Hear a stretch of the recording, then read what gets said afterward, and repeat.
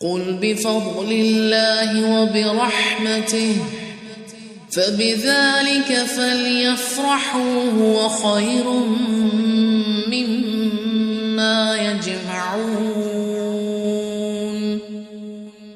ما یفعل اللہ بعذابکم، اللہ تعالیٰ تمہیں سزا دے کر کیا کرے گا؟ جیسے ایک ماں اپنے بچے کو کہتی میں کیوں ماروں گی تجھے؟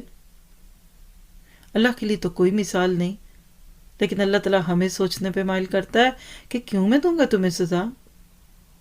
کوئی مصور اپنی تصویر کو آگ میں ڈالتا ہے؟ کوئی کھانا پکا کر اس کو گراتا ہے؟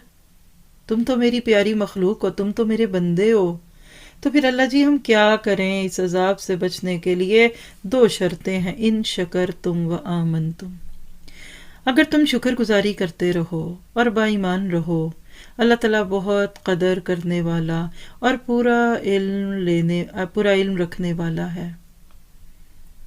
تمہارے اندر شکر آئے گا تو اس سے ایمان خود ہی بڑھ جائے گا، اور اگر ایمان آ گیا تو تم اللہ کے حکموں کو بھی یاد رکھو گے۔ کیا پتہ چلا کہ اللہ تعالیٰ بندے کو آگ میں نہیں ڈالنا چاہتا، بندہ خود کو آگ میں ڈالنا چاہتا ہے۔ اللہ تعالیٰ آپ کو مجھے اس سے بچا کے رکھے۔